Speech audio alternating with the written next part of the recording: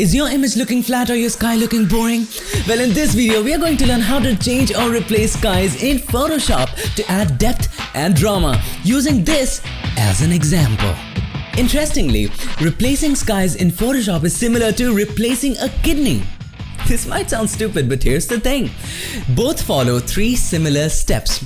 Now, the first step is finding the right kidney, and this is where most of us go wrong. You see, not every kidney would be compatible to that of the patient. It has to be of a particular shape, a particular size, and particular blood group, right? And lots of other doc stuff. The first step is finding what kidney suits the best for your patient.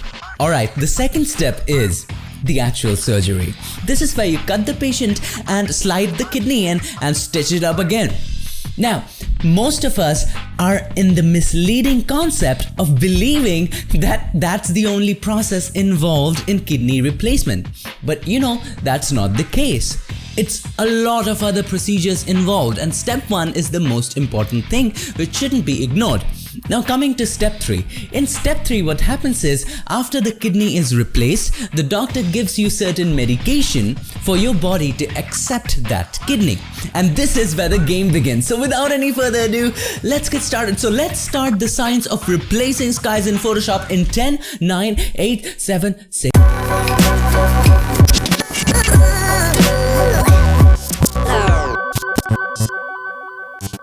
4, 3, 2, 1. I know that was an awkward cut, but here we are in Photoshop and let's begin. So the first step, finding the right sky. So for this, I would recommend you using a plugin called Pixels. Now Pixels allows you to search for free stock photos inside of Photoshop. So you don't have to go to Google Images and search for free stock photos, licensed ones. Alright, so this is the plugin and this is a sunset scene. Now, you need to be careful about what are you searching for. You just cannot type sky because a whole plethora of results will come and it would be very difficult to find the perfect match for you. So you need to be very specific. For example, in this scene, I need to search for skies that show a sunset kind of mood. So instead of searching for clouds or skies, I would search for sunset. So let's open up this plugin and let's search for sunset. Alright, let's type in sunset. And let's see which skies would be suitable for this. The second thing that you need to consider is the source of light. In this image, as you can see, the light is coming from the right hand side and it's just above the horizon line. So we need to find images which comply with this kind of light settings. Alright, so let's search for sunset. We have searched for it. So this won't be suitable because the sun is not even there in this image. So we need the sun on the right hand side. Alright, if it's on the left hand side, that's okay, we can flip it. But it cannot be in the center. Alright, let's search. This won't work, the sun is blurry. Watch. Also, the other things are, I have used a very high F number, which means I have a deep depth of field, which means that even the background is in focus. So I need to search for an image in which the sun and the clouds are in focus, not blurry. Alright, so as you can see, in this image it's blurry, in this image it's blurry. I cannot just pick. This is too dark. You need to find the perfect kind of brightness too. So let's scroll in and find the right sky. So after a few searches, I found the image that I'm searching for. And one of the great features of Pixels is, if you like an image, you can just click on the love button and it saves your image in the likes tab. If I go back and if I go to the likes tab, it will show the images that I have saved. So I just saved this image. So to insert this image, all you need to do, you need to click on it and it will straight away import as a layer in your Photoshop document. So it's currently downloading the image, so let's wait. Meanwhile, if you want to know more about this plugin, how to download it, how to use it, I have made a video dedicated to this. It's absolutely free. Go ahead and check it out here or here. I'll link it up. So it seems that the image has been downloaded. Let's close the tab. Alright, so this image has been imported as a clipping mask. So we need to cancel the clipping mask. So you press and hold Alt or Option, click here. Alright, the other thing that you can do, let's go back, right click, and here you'll see Release Clipping Mask. Just click here. Alright, step 1 is done. What was step 2? The actual surgery, right? But before we head over to step 2, I gotta ask you a few questions up front. Now, when do you replace skies? You replace skies when your skies are boring, they are flat, right? In 95% of the cases, we replace skies because they are flat. Now, I gotta ask you, what's the speciality, what's the special character of a flat object in Photoshop, of a seamless object in Photoshop? It's easier to select, right? So what do I conclude from this? We conclude that instead of selecting the land and putting it above the sky layer, why not select the sky, which is easier to select, and delete it, and in the background we'll have the sky layer that we want. Alright, so let's get started. So the first step is to put this layer, the scenic view, whatever it is, below the main layer. Now we will delete the sky from this layer so that we can see what's in the background. And what's in the background? The sky that we need. Alright, to do it properly, we'll use the Select and Mask tool. To use the Select and Mask tool, you need to make sure you're in Photoshop version 2015.5 and above. Alright, if you're anything below it, you'll have to manually go to the Quick Selection tool. This is the Quick Selection tool. Right click here, and this is the Quick Selection tool, and select the sky and delete it. Alright, or create a mask. But we'll use the Select and Mask.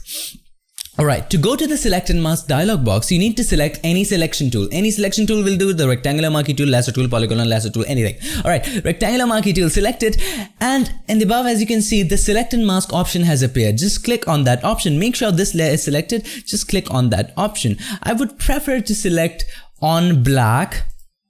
Alright, what that means is the area that are not selected would be black, and the area that are selected would be at its original color. So as you increase the opacity, it becomes totally black, and as you decrease the opacity, it becomes, I just want to change the word, it becomes transparent. Alright.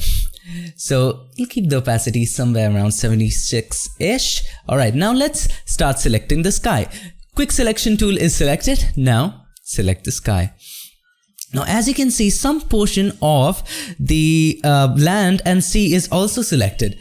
To remove it, all we need to do, we need to press and hold Alt or Option and watch the cursor. The cursor changes to a minus. And now we paint over the areas that we don't want to be selected. Alright, it's pretty good. The buildings. Alright, that's a pretty good selection. Let's zoom in and let's refine it. This building was supposed to be selected, deselected actually.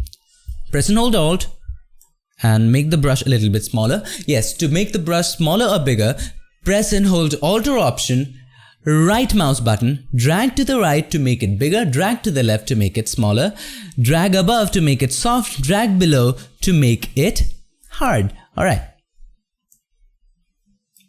We didn't want it to be selected. Okay, alright. Press and hold Alt and just deselect this area. It's pretty good selection, isn't it? Alright, let's deselect this too. Pretty good. A nice selection. Wow, that's a beautiful selection. Now it's time for us to refine the edges. To refine the edges, select the Refine Edge tool. Alright, and paint over the areas which are quite difficult to select. For example, these bushes need a little bit of softening, maybe. Let's see what happens with the Refine Edge. The edges become more refined. So let's increase the opacity and let's see which areas are selected. Pretty good selection, isn't it? Alright, so we can paint over certain areas, these buildings maybe, just a little bit, these bushes. Pretty good.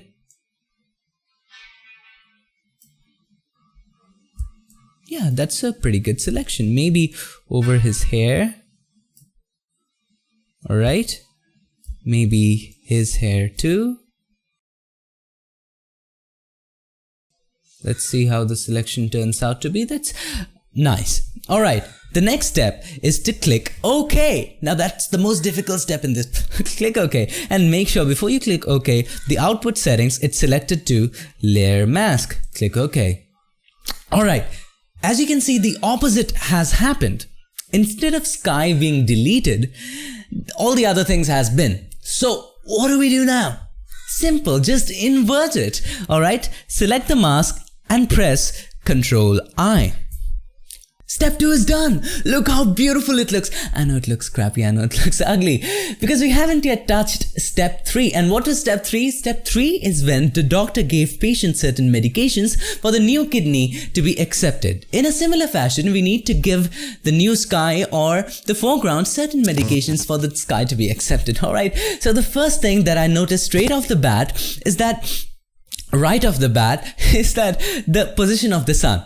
See, in this background, as you can see, the position of the sun is here, and in this foreground, the position of the sun is right here. So we need to shift this position of the sky to match the position of the sun. Alright, select this one and let's try shifting it. So if we shift it, this is a correct position, but we need to make it larger to fill in for this space. So Control T or Command T if you're using a Mac, select this layer, Control T. Alright, let's make it a little bigger. And we need to also keep in mind the horizon line. So in this image, as you can see, the horizon line is here. So we need to match this horizon line with this one. Alright, so first match the horizon line. This is perfectly fine, I think. Yeah, that's pretty good. Alright, let's take it a little bit downwards and let's make it a little bigger. That's a good one. I'm satisfied. So we need to make it a little more bigger. Alright, so guys, you need to be really careful with this. The positioning is very important when you're matching skies. Alright, so let's try and make it a little bigger. Let's see what result it yields. It's pretty good. Still, the position of the sun is not shifting. So what we can do, we can fake the position of the sun, which we'll do later, but this is pretty much good. Press and hold, press the enter key and you're good to go. Now, the second thing that I notice here is that, look, watch the buildings, right? Watch the buildings in the foreground. They're faded, but the sky is high contrasty. So we need to make the sky a little bit fadey-ish. So, and I don't know whether that's a word, but that's what we are going to do now. To do that, we need to add a curves adjustment layer. But the curves adjustment layer needs to be applied only to the new sky. So make sure this is selected, this new sky layer, and click on this icon, half black, half gray. Alright, click on this and you'll see curves. So this creates a curves adjustment layer. Make sure the curves adjustment layer is just above the new sky layer and just below the foreground. Now to make anything fade in curves, all you need to do, let's zoom in straight to the building so that we can see whether it's matching or not.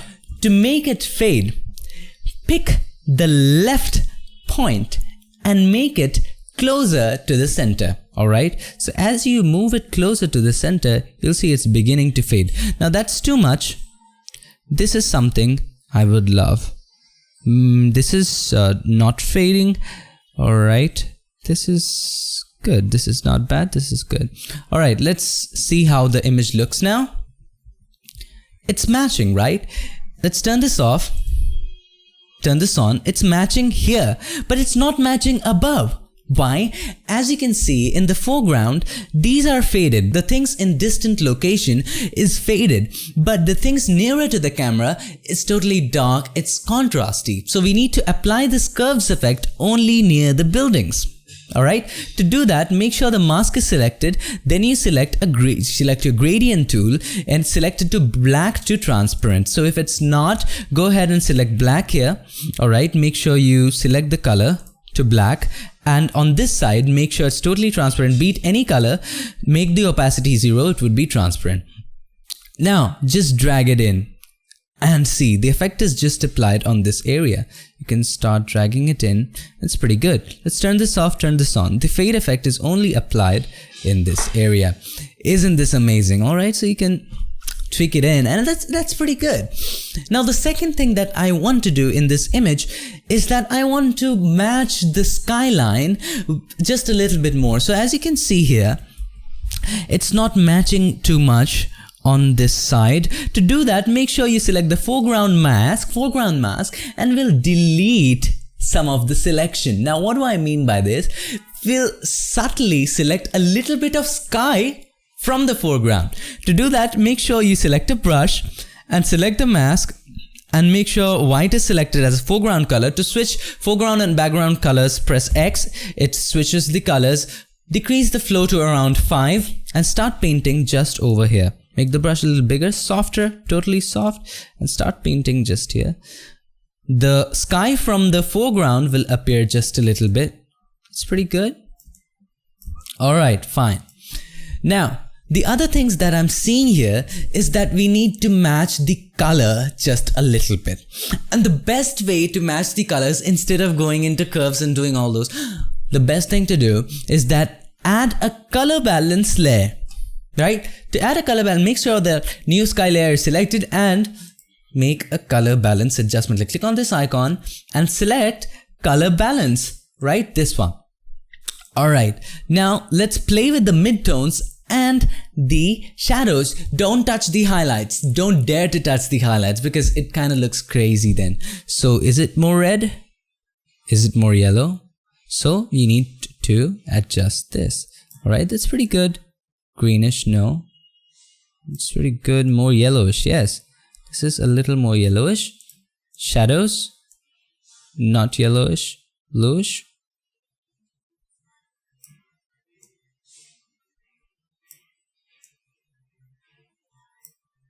That's pretty good. Now I'm satisfied. The next thing, as you can see, I can see a little bit blue here, which is not pretty much here. So we need to match that also. So for that, let's make another color balance layer. Alright, and let's just focus on this area. So let's try making it red, not helping. Try making it yellow, helping. Not much. Making the shadows a little bit yellowish, not much helping.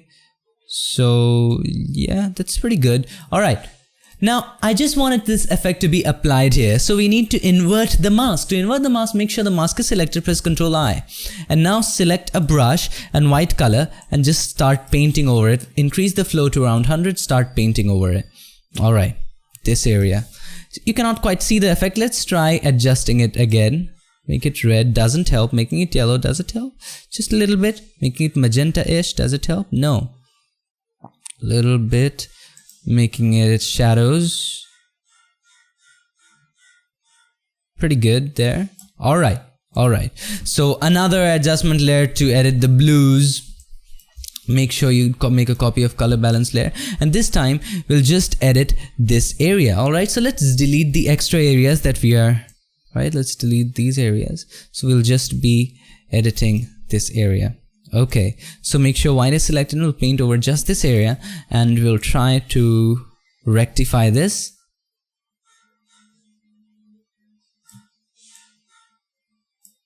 That's as far as we can go, and we can also add a hue saturation layer to reduce the color of this area. So that area is just annoying. Just decrease the saturation and change the hue just a little bit. It helps. Right, and we needed just this effect on this area. Alright, pretty good. Now I think the saturation of this area also needs to be edited. Alright, so let's add a hue saturation layer and let's increase the saturation. Let's try whether the increased saturation looks better or decreased saturation. So saturation just a little bit increasing. Yeah, that's pretty good. Hue, that's good, that's better. One more thing, we need to still determine the position of sun. Alright, see, as you can see, the sun is here, so we need to create a sun here. And let's zoom in. As you can see, there's a little bit of lens flare. It's a little bit of sunlight leak over his head, so we need to fix this too. So let's first create a sun. To create a sun, let's sample a color. Alright, let's create a new layer just above the foreground layer. Create a new layer. Alright, we have created a new layer. Now let's sample this color, somewhat this one or this one. That's pretty good. Make it a little lighter. Okay, now take a brush and just paint where you want the sun to be. Or let's make the brush a little bigger, totally soft, and here you want the sun to be. Alright, so let's click here once. Alright, click once again. Click here if you want. That's pretty good. Now it looks kind of strange, but wait, change the blend mode to screen. Watch. It looks much better. Now you can always go ahead and decrease the opacity if you want. It's pretty good, isn't it? Now let's delete certain areas from here. So we don't want this cloudy layer. So let's create a mask and paint black over this, right? So that's pretty good. So this is the position of the sun. So it looks pretty good, but I don't want this effect to spill over this person. So let's try here whether this looks good here. It looks better. Alright, so let's try and make a copy of it. Let's make it a little lighter. Yeah, this is better. Now, as you can see, the color of the sun is a little bit odd, right? So we need to change the color of the sun, and to do that, we need to add a hue saturation layer. So let's merge these two layers. Select both of them, press Ctrl E. Now these are merged, so we need to change the color. So create a hue saturation layer, and let's try changing the hue. So yeah, that's pretty good. But as you can see, when you change the hue, it's affecting the whole sky. But I want the hue saturation layer just to affect this layer. To do that, press and hold Alt and click on it. This way, this hue saturation layer will be just affecting the layer which is below it. And now we need to change the blend mode of this one to screen. And when you merge a layer, the blend modes just kind of mess up. So change it to screen again, and we can go ahead and change the hue saturation to our liking. Alright, that's pretty good. It's looking realish. Alright. So that's pretty much it. Now we need to fix one more little thing, and that is this thing. This kind of looks very, very strange. To fix this thing, we need to make a selection of the foreground mask, right? Press and hold Ctrl or Command and click on this mask of the foreground. The next thing, select a brush and make sure the color is black. And now create a new layer just above everything and start painting with black. Let's make the brush a little bit smaller and select the color black and start painting. Alright, let's see where it goes. Increase the opacity to around 100. That's pretty good. Ctrl D. Now let's fix the problem just a little bit. Now we need to change the opacity, right? It's pretty good. That's not bad. And delete some of the areas. Take an eraser, decrease the flow to around 10ish, and delete the areas that we don't want. It's pretty good. That's not bad. Alright, so you can take your time, do all the edits, and that's starting to look pretty good. We are pretty much done with the image, but before going to file, export, saving the image, publishing it online, and sending it to someone, I would suggest you one thing. Go ahead, save the project, take some rest, watch TV, do whatever you want, play games, and come back after a while. Maybe an hour or so, maybe you worked in the morning, come back in the evening. Now here's what happens. While you're editing your own image, you become so engrossed that your own mistakes go ignored. To notice them, you need to take some rest and come back after a while. So I took some rest, cut the video for 30 minutes, and now I'm back, and I can see right off the bat that this thing doesn't look right. This light of the sun, it looks awful. So let's delete it. I don't want to edit it anymore. Let's delete all this layer and on both the hue saturation layer too. Let's create a new one, and we would sample a different area. Let's create a new layer. And let's sample a color. Make sure this layer is selected, or whatever. This layer is selected, the layer in which you want to draw the sun. Alright, select this and sample this area. Alright, make sure this drop down, all layers are selected. Because if current layer is selected, this won't sample anything, because in the current layer you have no colors. So make sure all layers are selected and sample a certain color. Click OK. Alright, let's zoom straight in. And let's paint right here. Let's just click once and let's see what happens. It's pretty good, isn't it? Now change the blend mode to screen. Now how does it look? Does it look good? Not that much, but what I'd say is, let's just, make it a little more yellowish. To do that, we would again go to hue saturation and make the hue saturation layer just apply to this one. To do that, press and hold Alt and click on this. This creates a clipping mask. Let's try changing the hue saturation. Yes, it's matching, right? Let's zoom in. So this is before, this is after. It's kind of matching. Alright, let's increase the hue saturation, which is pretty good, alright? Now let's delete the extra areas. We don't want this effect in the clouds, right? So let's create a mask of this one. Let's click on this and let's create a mask and start painting with black over here. Alright, so that looks pretty good. Now I think we're done with the image, but before we go, I just have an OCD of just keep on editing. Alright, so as you can see, this is very dark and this is not that dark. To make it dark, let's add another curves adjustment layer to increase the contrast. So another curves adjustment layer just above this one, not above this one. Make sure that this layer is selected again, and let's add a curves adjustment layer and it's increase the contrast. Alright, let's make the darks a little more darker. To make the darks a little more darker, let's shift it right here. Let's make it a little lighter, darks darker. It's pretty good, alright. Now I want this one just to be applied above, not here, because this area is fading.